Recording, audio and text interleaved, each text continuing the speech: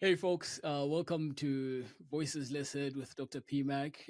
Today I'm extremely honored and excited to be talking to a guy called Chief T.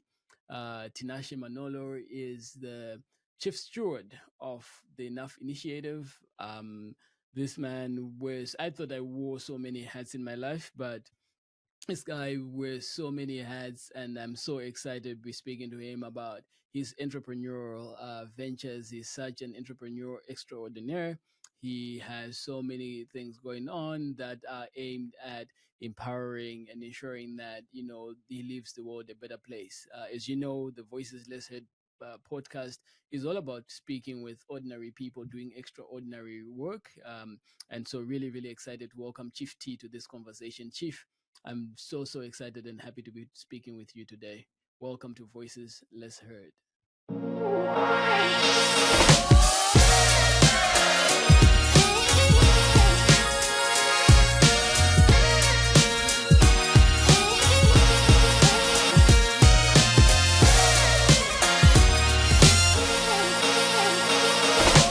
Chief T, welcome to the Voices Less Heard podcast. And I'm so excited to be speaking with you today for so many reasons. So, when I think of entrepreneurship, and in particular, the kind of things that I do, which is more of the social entrepreneurship side, I think I've done it all.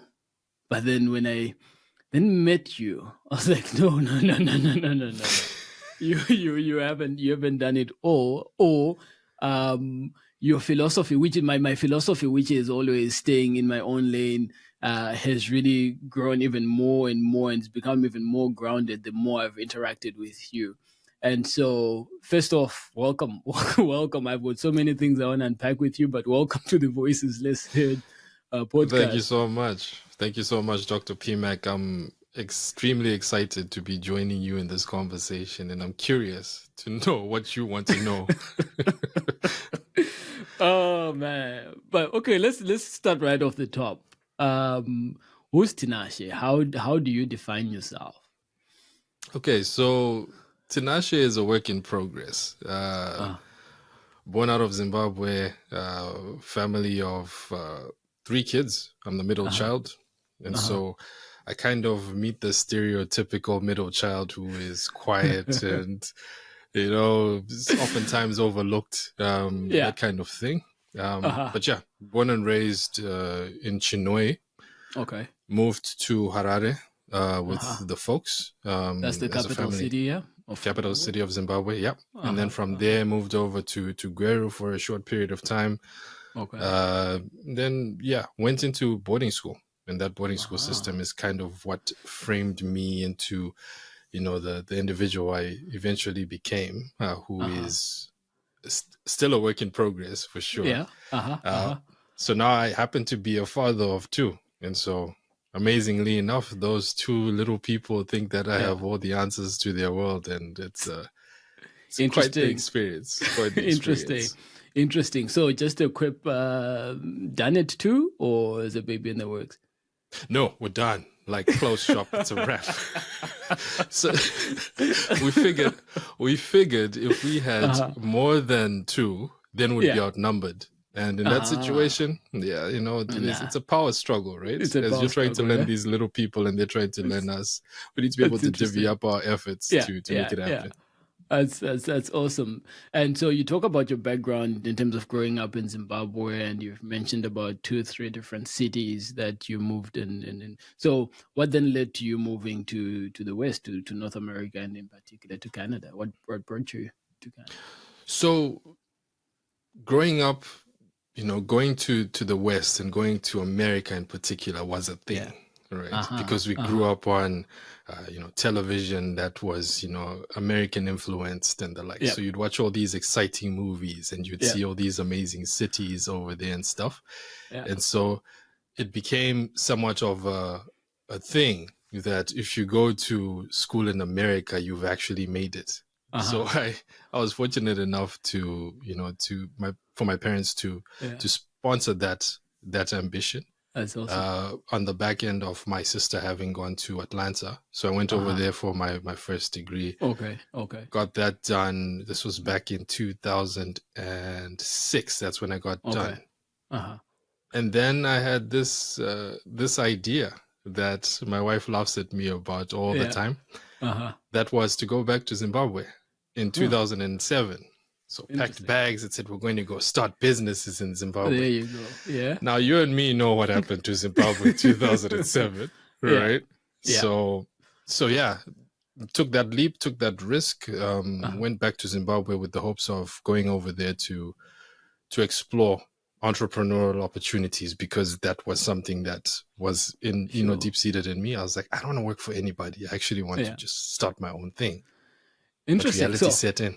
I'll pause you there just as reality was setting in, because I want to give my listeners a bit of context about what happened in Zimbabwe in 2007. So for some that don't know, listeners that are joining us now, I also moved from Zimbabwe to British Columbia a couple of years ago, six years ago today. And back in 2007, Zimbabwe was sliding into a very interesting economic period. By the end of 2007, Zimbabwe had the highest inflation rate in the world. And it had, I think, at that time, the largest banknote, or, I think we were going into like having $100 billion note at that time. And so this is a young, fresh out of university entrepreneur who is like, you know what, let me pack my bags and let me go into this chaotic environment and make some money. Dude, like, what were you thinking? And that's exactly what my wife then said. And she wasn't my wife yet. We were pen pals, right? So she was here in Canada and I was in Atlanta, and we just started talking. And then she was like, I told her that, hey, I'm going back to Zimbabwe. And she's like, do not go back to Zimbabwe. And I'm like, why not? She's like, don't do it. Yeah. But sure enough, the stubborn person that I am, I was like, no, don't tell me no. I'm going. Oh my God. So that happened. And I think the reality set in. Yeah. I'm going to say maybe week 3 of being back in Zimbabwe. That's no, the Zimbabwe I knew, growing up, and the Zimbabwe that was. Totally different worlds. The Zimbabwe that had managed to, have my parents sponsor me to go to school was not what was, going to be a possibility going forward. So it became one of those amazing kind of, transitions and difficulties that, we never saw coming. Wow. That's interesting. And so I'm holding here I'm holding currency. This is a $5 billion note from Zimbabwe from back then. And I think the largest note was $100 billion note or something. Okay, this is 500 Didn't we get to trillion? I think we got to trillions. We got to a trillion, right? So this is 500. This is 500 million. Yeah. And we did get to $1 trillion note. And for context, like 100 billion would not even buy you like 2 eggs. Back that time. So, I mean, this guy packing his bags and going there. So what business did you start up? So am I talking to a trillionaire or billionaire right now? What's the story? Tell me. I did become a trillionaire, but by default. So did everybody else, right? Yeah. In that, everybody was like, yeah, no, this is real. Yeah. What I attempted to do over there was initially start with clothing, and I did kind of think, maybe let me just run with this, because I was working on it with my sister. And we decided, hey, let's try something. So she had stood up an entity in the US. It had taken some good traction on a PR level. And so she was like, okay, let's try and make something of it back home.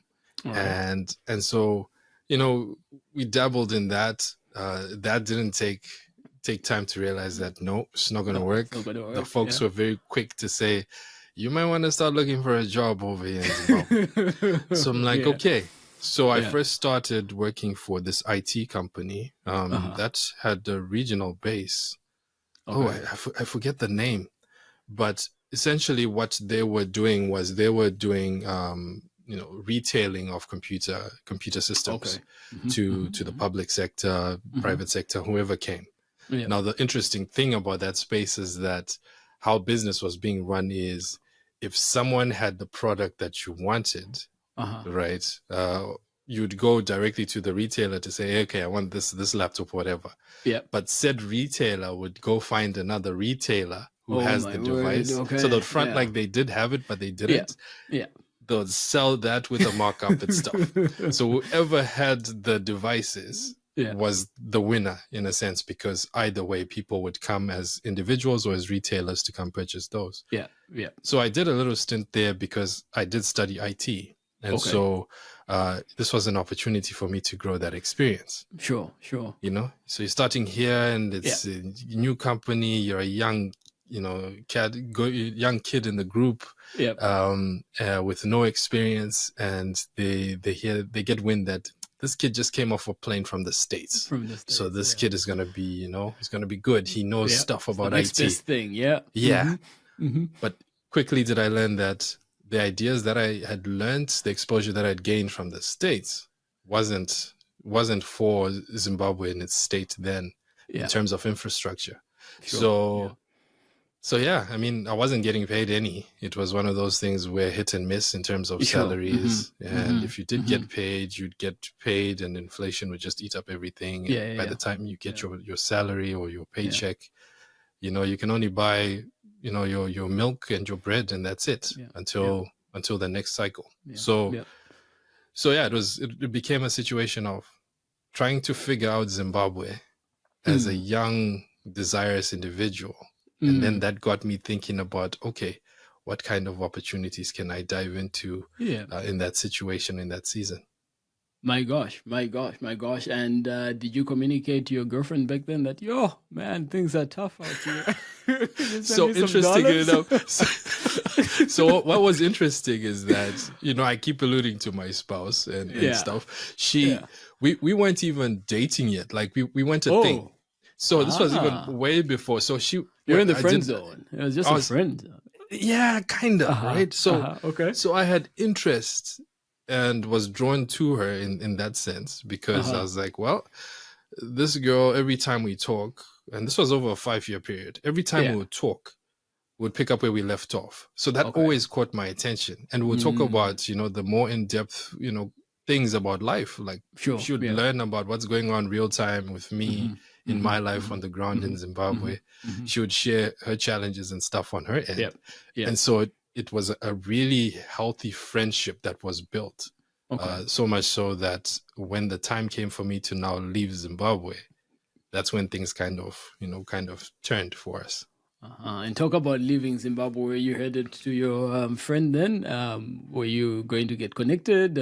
I'm interested. I mean, I'm interested. Like, people see you and don't know the reason behind why you do stuff the way you do it, right? And so I've grown this this affection for stories and listening to people and hearing all these fascinating bits about their lives, that when I juxtapose against what they do, I'm like, oh, I get him. That's why.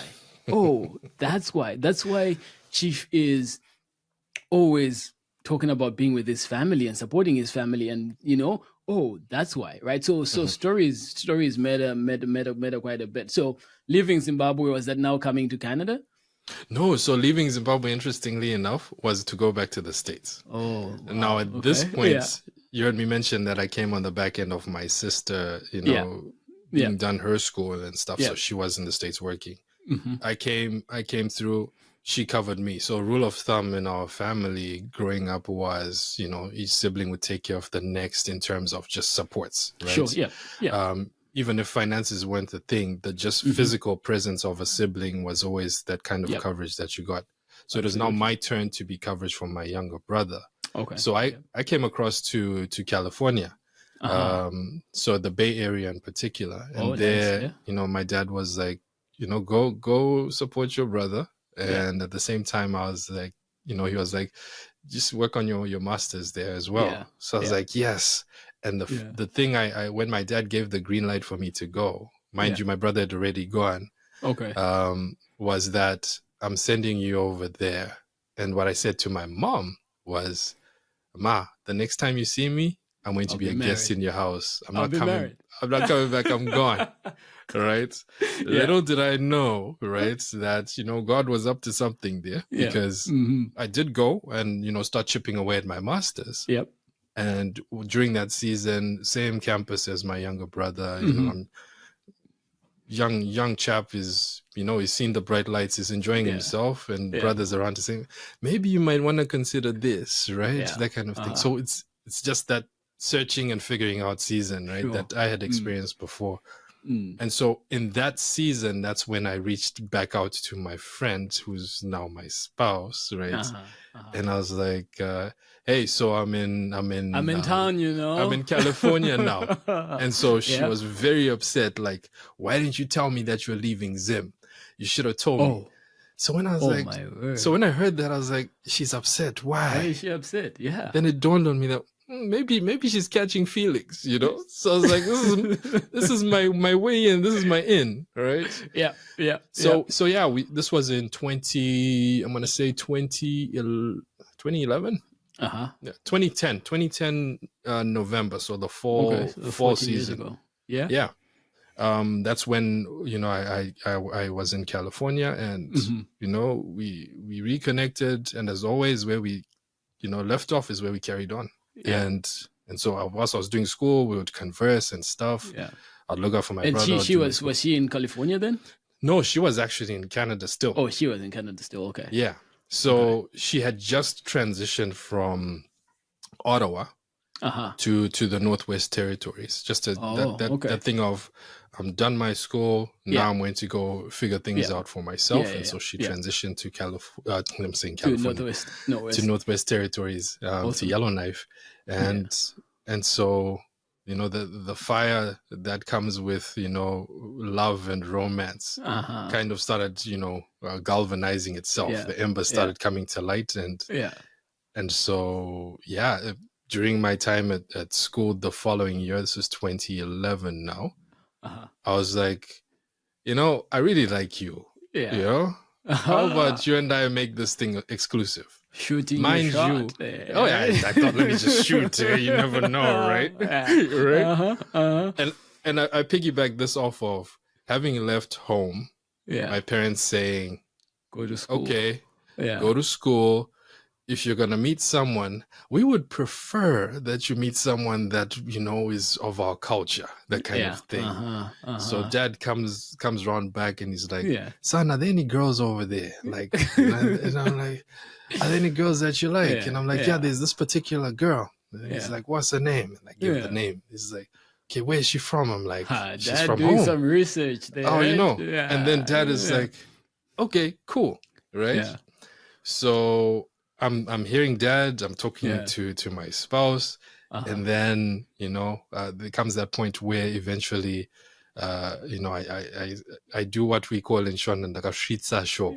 You I threw the lyrics. Message, I passed the message. Lyrics, Yeah, girl. Oh my gosh, there you go. So that kind of made things official because she accepted my advance there.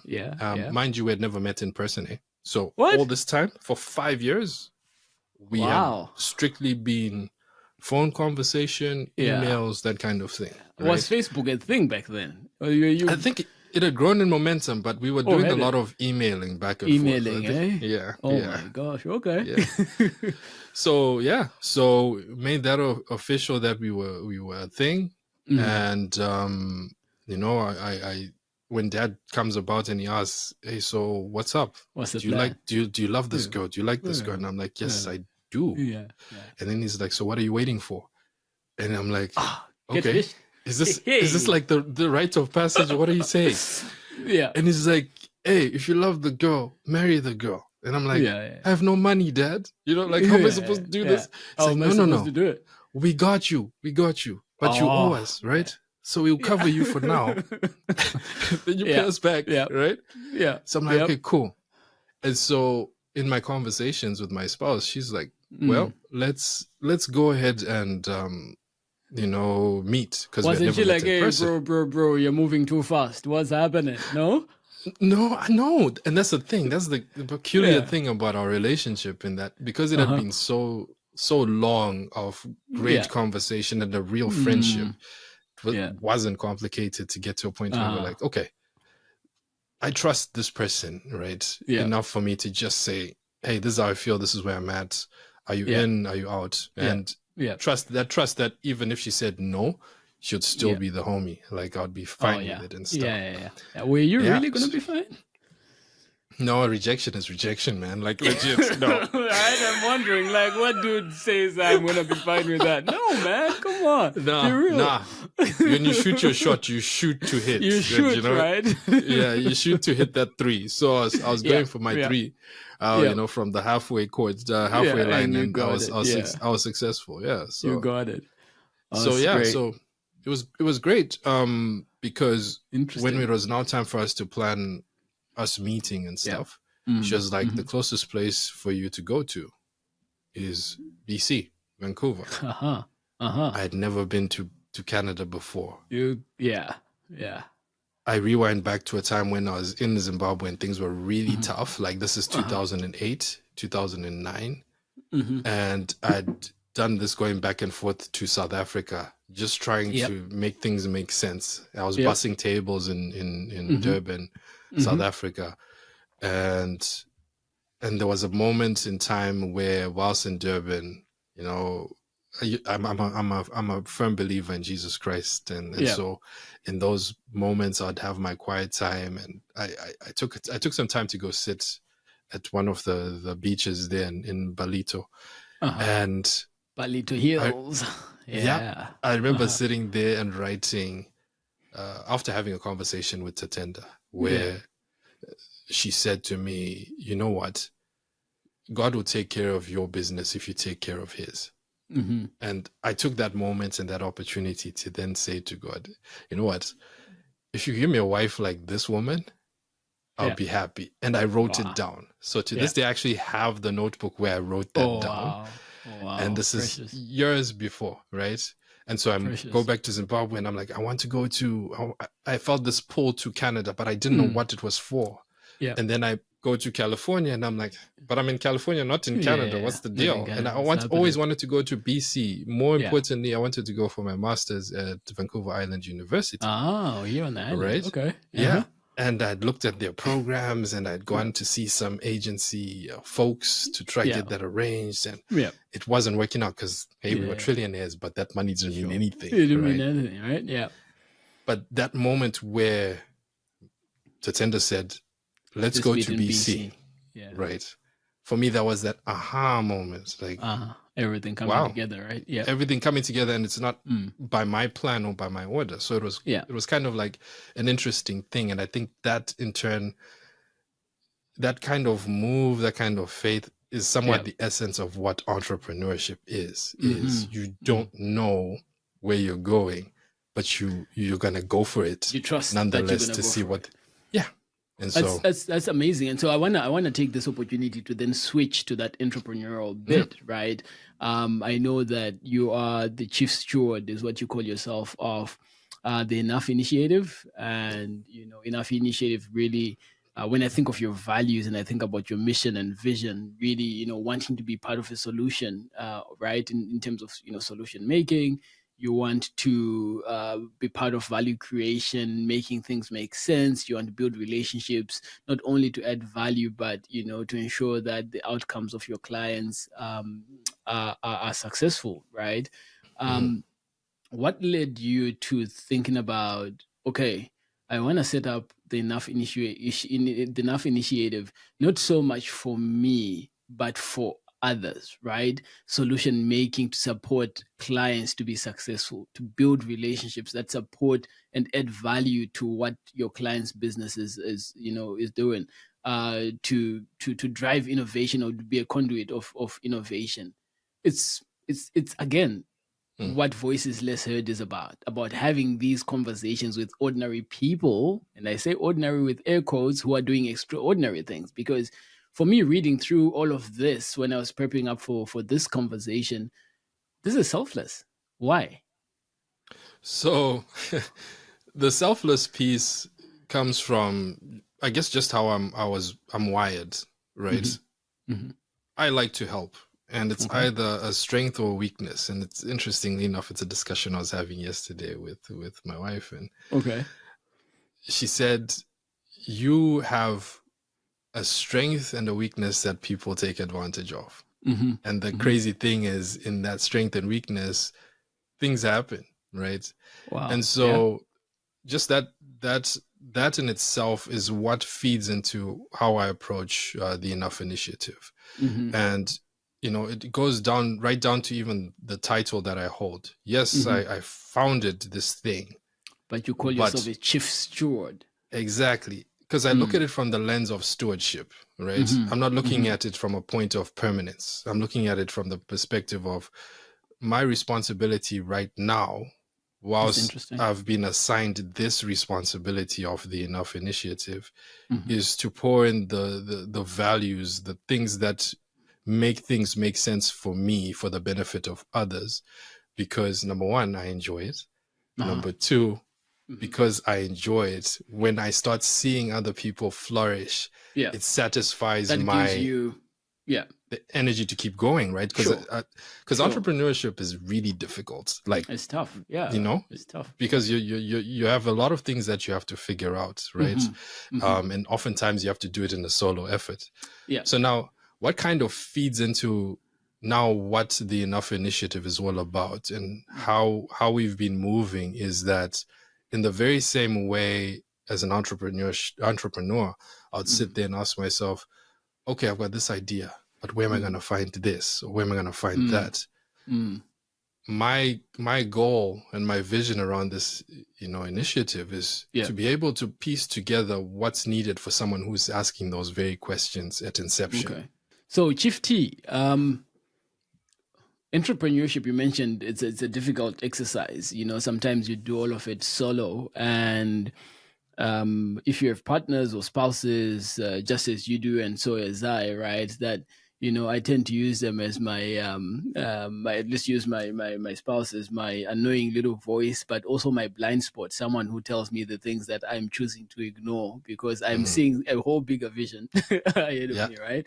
Yeah. And so you were saying a couple of days ago, you had this conversation, and your spouse says to you, "Hey, there's this duality of things that's going on, right? You've got these great strengths and gifts and talents, but also at the same time, I see you being taken advantage because of those strengths, right? But somehow, and I want to dwell on this somehow, because in so many ways, that conversation would almost resonate with things that I hear in my own household over and over and over and over and over and over and over. And I hope she doesn't get to listen to this podcast, but if she does, I love you, sweetie. Thanks for that voice.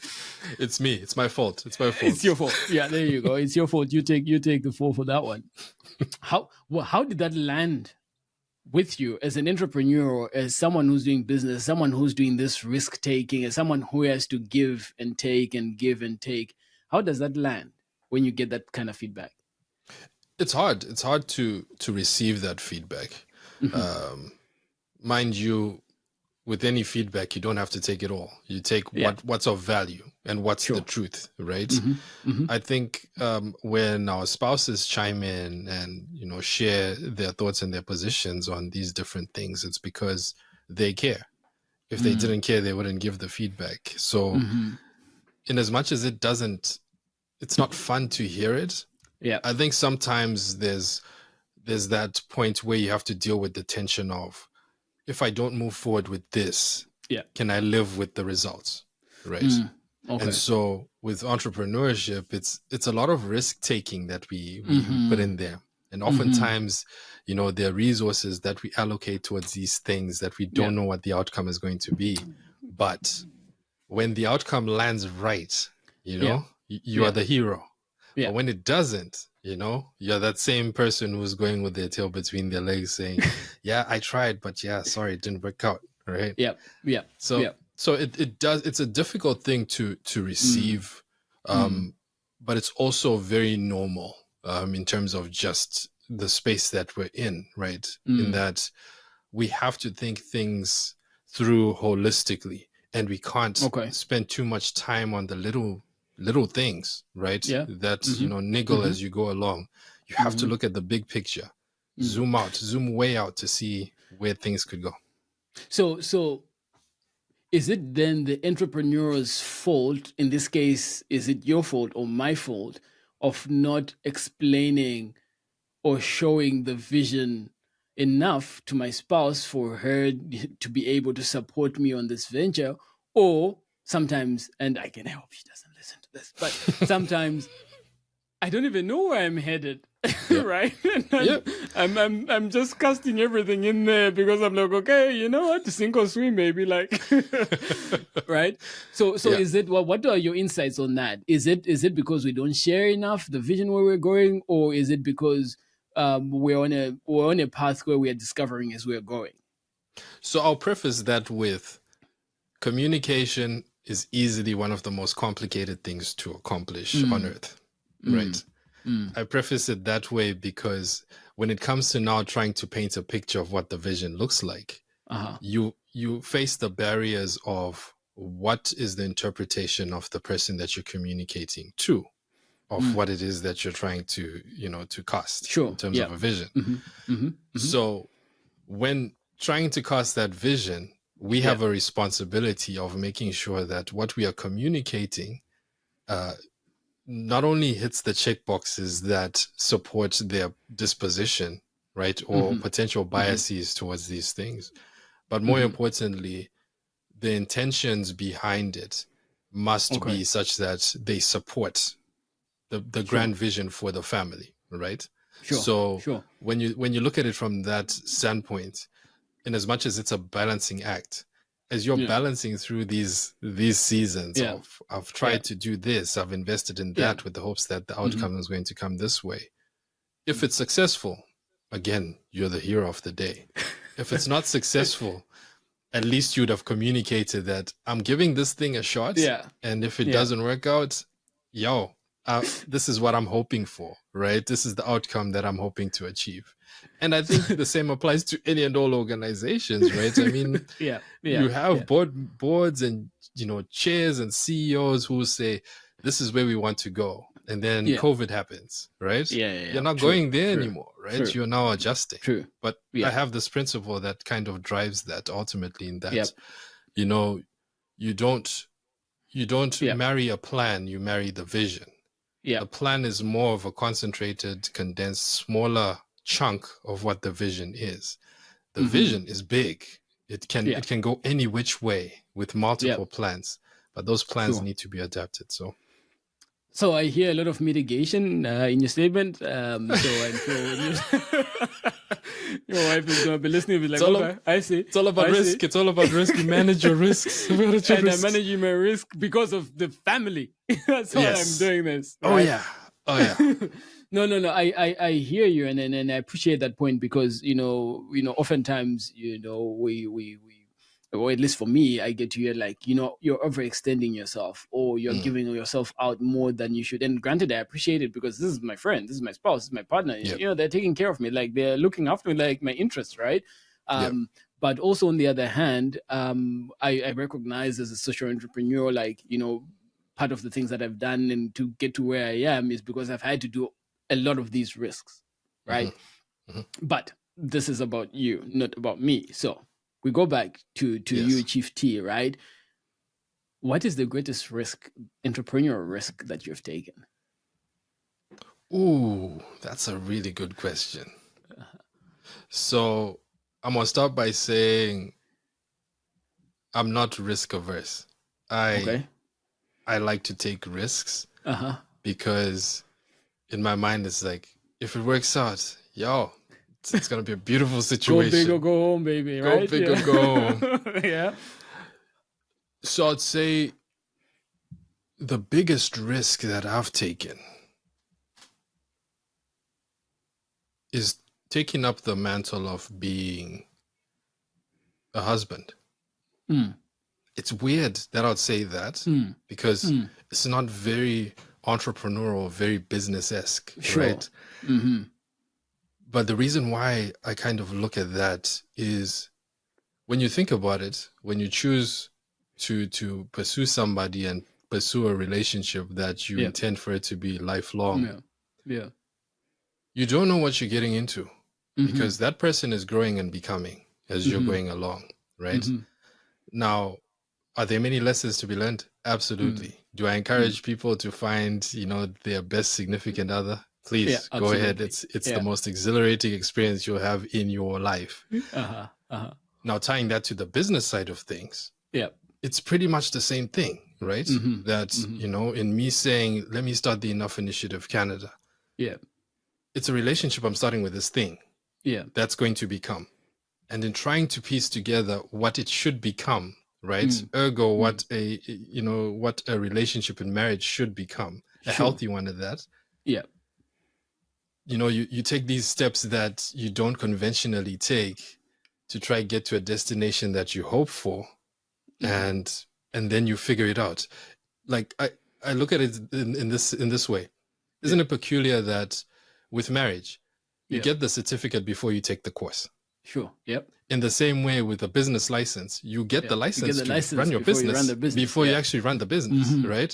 So the same, nuances that happen on either side apply, to working through a business, right? And that you're massaging and finessing what needs to be finessed so that you get the outcomes that you hope for and that benefit all those people around you that you want to serve. And essentially that's what kind of, puts things together there. That's interesting. So we're going to take a commercial break, but Chief T, Tinashe, the CEO, the founder, the chief steward of the Enough Initiative, has just told us that the biggest risk he's taken is being a husband. I wonder what drama that's going to cause in your household tonight. I hope you've got a futon or something at your place for me to come join you. Yeah, you're gonna come in, man. The couch is always warm. Oh man, but it's interesting. And after this break, I want to pick up a few pieces and the lessons that we learn from this big risk of yours. Right? We joke about it, but in so many ways, families too can be some business entities, right? Because you have to be, thinking about decisions and where will kids go to school, where, how will you, manage childcare, how will you manage, daycare and all of these things, right? And so I want to pick up on that when we get back from this break. This is Voices Less Heard with Dr. P. Mac, speaking with Chief T, the chief steward of the Enough Initiative. Chief T, so just before the break, we were talking about risk taking, and you were, telling us that one of the biggest risks you have taken is just being a husband, being, a husband, a father, a family man. And during the break, I was reflecting on this, that running an entrepreneurial enterprise is almost akin to, right, this partnership that, that exists with between husband and wife. Particularly then when you get blessed with kids, you start thinking about, the decisions you have to make about where will the kids go to school, what will the kids eat, mode of transportation, and all of these things. And in so many ways than one, they become business decisions, right? Oh, yeah. And so as you go on the grind, as you do your entrepreneurial activity, you're always reflecting, on your family and what decisions do you make that will get them ahead. So having said that, and thinking about risk taking, as the Enough Initiative, how do you approach supporting clients who are perhaps just at the foundation, just getting started and fearing that, well, maybe their venture is not going to work, etc., etc.? What would be your advice to entrepreneurs? For sure. So the starting point with all of that is that your idea is enough. And why I say that is because everybody has an idea. Sure. All that idea needs is the right kind of poking and prodding to mold it into, what the vision holder or the idea holder, wants to see come to fruition there. Okay. So typically what we cycle through in helping entrepreneurs in that regard is in just having those conversations where we're not necessarily picking it apart, but we're creating an environment for that thought to happen around it. It's kind of like pre-therapy, right, for your idea. And that, when you go to a therapist and you're going through therapy, the therapist or the clinician is not going to give you solutions, but they're going to ask you questions that help you process your thoughts. Okay. So that's what we essentially do when we're trying to, help visionaries with their ideas. It's unpacking that and saying, you have your idea. That's interesting. Sorry to. So have you had, like, as the air quotes clinicians that you are at the Enough Initiative, have you had folks say, hey, these questions you're asking me, man, you know what? Nah, I'm not going to go for this. Oh, absolutely, right? Because the thing is, going in, we are always ready to hear a totally different direction compared to what our experience is and what we think may be the solution. And the reason why there should be that readiness is because we think differently and our exposure is different. So the lens through which we see things is limited to our perspective, right? And so whoever we're talking to across the table, as they unpack what their vision is, it's really allowing them that space to unpack it. And they have and should push back where they disagree, because ultimately, when it's all said and done, it's their vision. It's not ours. We're there just to offer a platform in which to unpack those ideas and then assemble the appropriate tools to build what it is that they want to build. I love hearing that. And so for our listeners here, this podcast, again, is just voices less heard, ordinary people doing extraordinary stuff. And one of the reasons why I've, invited you to this podcast and conversation is, in so many ways, I see you as a serial entrepreneur, right? You don't get stuck in one, this is what I'm focused on, this is what I'm doing. You've got a couple of different entrepreneurial businesses that are happening. And again, for our listeners to get a little bit more context of the work that you're doing, can you just give us a snippet into the different projects and businesses that you're running currently? Yeah, sure. So I dabble in a lot of things. It's inspiring. And I'm like, how does he? They're only 24 hours in a day. Yeah, man, well, how does he do this? In terms of the dabble, right? I think I'm of that opinion that, I may be, a jack of all trades, right? Yeah. And in being a jack of all trades, it doesn't necessarily mean that I have the inability to focus in on one thing and grow it. But essentially, being able to move different things at the same time to create an ecosystem is how I look at it. So my big picture is ecosystem. So when we're talking about entities that we have in place, we have the Enough Initiative, which is an incubator. And so from there, we incubate different things. Some other organizations that are standing right now are the When I Lead Media Group, which speaks to the media space. And in that space, the goal is ultimately to create a representation of true communications, true production that is authentic and speaks to not only the leadership space, but more so a space in which to represent messaging that speaks to my community, or the people that I follow, the people that I draw interest from, be it based off of my ethnicity or people that are like-minded, and creating an amplification standpoint for them to do that. So is it like a black focus, what they would call B3? Is it black focus, black serving, black? It is a black-led organization that takes care of one of the Bs there. For sure.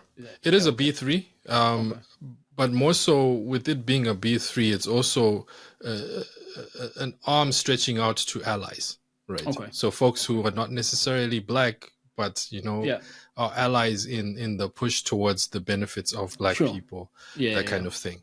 So that's one piece. The other is what kind of brought us and connected us, the How About That store, and more so How About That Incorporated.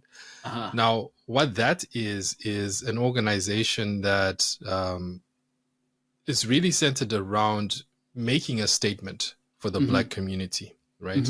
So how I kind of went about that one was I flipped it backwards and I said, let me do the store first and then go into the more social side of things that I want to tackle. Yeah. So we created a statement line, a statement apparel line that has, different types of apparel that in a very direct way, without saying anything, the apparel speaks for itself. So one design that comes to mind is, I'm allergic to nonsense, right?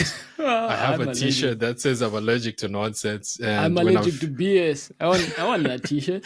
Right? I want that t-shirt. Okay. So essentially the angle I've gone with that is to be able to communicate a certain message without having said anything. So wherever I walk by, if it's not something that's brash and as direct as that, it's something that's encouraging, right?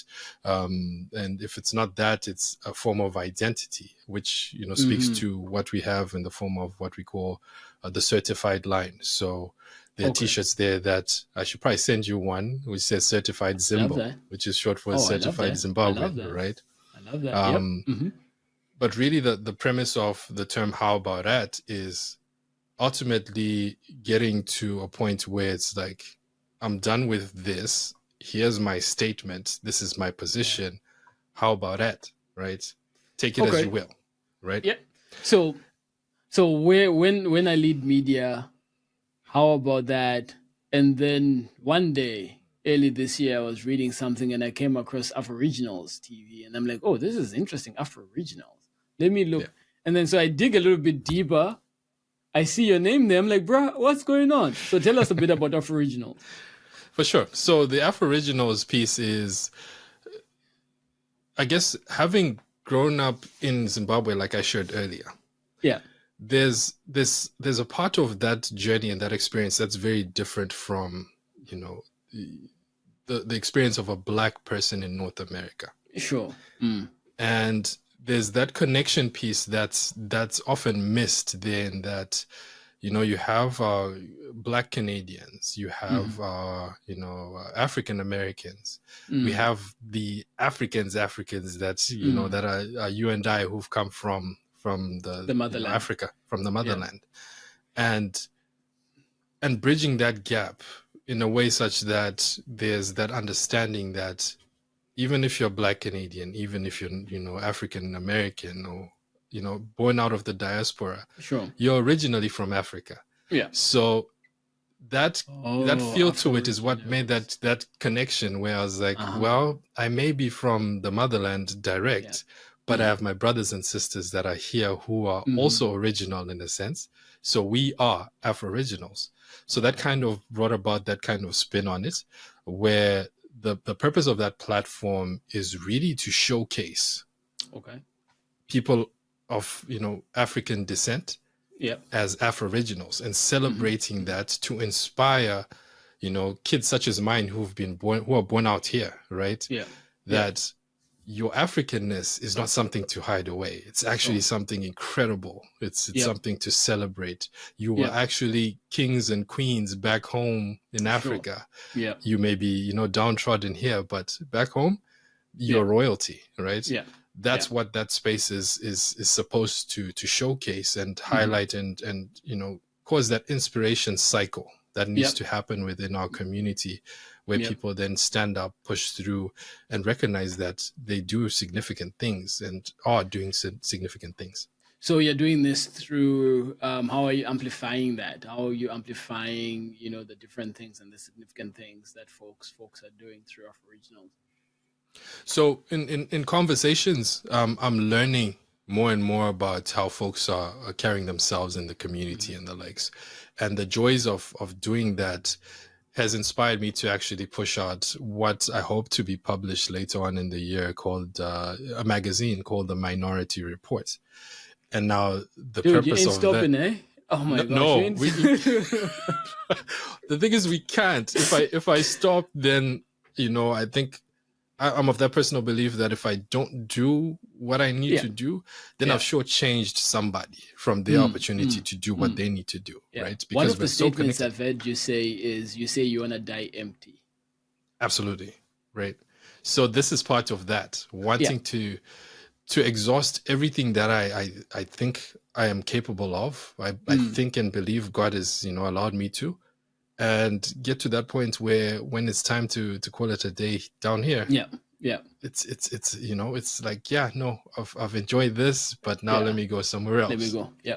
So I want to take you back to a statement that you said just a little while ago, and that statement was said by a dinner guest that I had over, that my family and I had over yesterday. And I know he's a great friend of ours, and possibly listening to this podcast right now. And so I'll just call this person S, and S will know whoever they are. And so S said, and we were talking about something, right? In fact, we were talking about S's workplace and the things that were going on there and how she was trying to manage that. And she said, well, one of the people who owns this business is a jack of all trades and a master of none. So S, I'm not calling you out, my friend, but I'm also a jack of all trades, like Chief T here.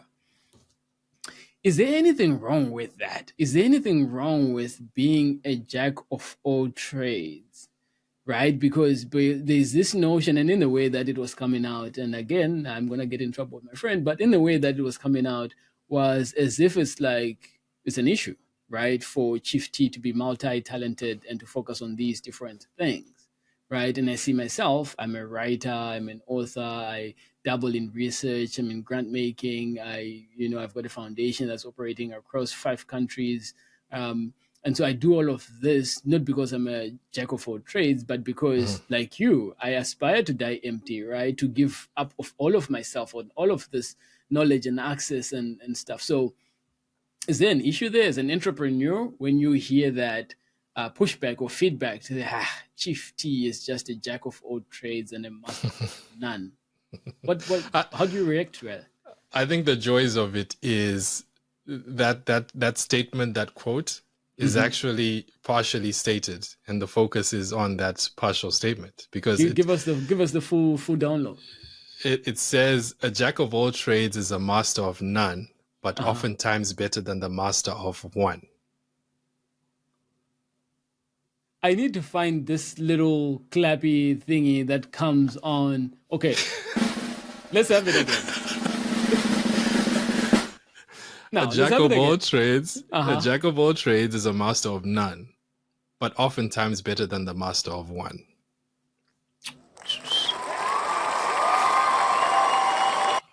I love it. Yeah. I love it. I was years old when I heard that whole full statement. Yeah. So the thing is, unpack it for us. No disrespect to your colleague, your friend. I think when looking at it holistically, a person who's doing a lot of things and moving things forward oftentimes comes out better than the person who's doing one thing and that is stuck and is not moving forward. So we have to ask ourselves, in these jack of all trades such as you and I, what is really going offside that gets to the point where it's like, okay, let me drop this and keep it moving. But ultimately, how many things are progressing forward versus the one who's focusing on the one thing? Wow. And I'll put it this way. There's the idea of 8 to 5s and side hustles, right? The 8 to 5 is great for the purposes of creating that stability and that foundational piece to keep things moving along. Yeah. But for that extra money and extra income that you want to do grander things, oftentimes people add things that they can do and have skill sets for that they do outside of that 8 to 5 to then extend their ability, right? To do more, to be more impactful and stuff. And that's what essentially, being a jack of all trades is all about. You're juggling many things with the drive and the desire for things to go further. That's amazing. So listeners, if you're here and you're listening to this conversation with Chief T here, who's the chief steward of the Enough Initiative, you can look him up on the Enough Initiative. .ca. Is it .ca? .com? .ca, We're on that .com. We're on that .com. Okay, the enoughinitiative.com, and check out the work that they're doing. And so, again, if you're a listener here and you hear that the jack of all trades and master of none, well, Chief T has just expanded that for us. And really, that sits in a really good place for me, because sometimes that statement comes out and it's like, oh my gosh, what am I doing? Maybe I need to focus on one thing. Well, no, right? The world is probably not going to be a better place if you focus on that one thing alone. You need to do many of these things because that's just how you're wired, right? And yeah, it's 24 hours in a day. How does Chief T manage these 24 hours? Give us a glimpse into what your day looks like. So one of the things that I work really hard at trying to do is making sure that whatever thoughts I have, I capture it somewhere. Okay. Because if it's not written down, it doesn't exist. And so when I write these things down, then what I venture to do is then organize it in a way such that I can chip away at it. I'm a person who works really well under pressure in the sense that if time is if it's crunch time. It's crunch time. Yeah, I like I'd like to play that clutch type player, right? And I'll push it right through and bring about the results.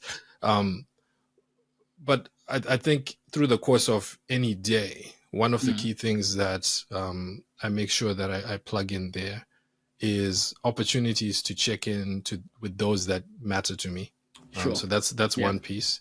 So if it's waking up and just having that one conversation with God before going through the day, I have that checking in on the queen of the castle and the kids, and then delving into those different things that I'd have tossed out. So my day typically starts, depending on how early I wake up. If I'm up at 4 a.m, I'm looking at, how can I piece out my day today? What needs my attention? And then towards the end of the day, because of the way I'm wired, I kind of ease out. Because I guess I'm built in such a way that I recharge in that stillness, in that quietness. So it's trying to get up as early as possible, depending on how the night before would have, transpired. I figure out, who do I have my conversations with who I need to. Get on that computer and start chipping away at what is the priority for whom. And then, as the day goes on, I take that moment of then just pausing and just, relaxing, watching the randoms, something that will just take my mind away from it. Away from the business of everything else. Else. Just shifting your mind. Yeah. Fantastic. Listeners, we've been speaking to Chief T, the Chief Steward of the Enough Initiative. I want to invite you to another conversation, Chief T, because there are a lot of things that we've not unpacked. You were just going into the Minority Report. I want to speak and hear more about that in the next conversation that we're going to have. But for now, thank you so much for your insights and what you've shared. And the next time we speak, lots to talk about. 100%. And to your listeners, Dr. P. Mac is doing some incredible stuff for sure. And he's in trouble with me because everything that he's doing, you best believe you're going to hear about it in some form from me. So I really appreciate the opportunity and the privilege to be on this platform and to share, the tidbits about me. Thank you so much, Dr. P. Mac. Awesome. Thanks. Until next time, folks, this is Voices Listed. Thank you for listening to the Voices Listed podcast with Dr. P. Mac. I hope you enjoyed insights that came out of this conversation. Keep your notifications on. Our next episode will be dropping soon. Thank you and enjoy.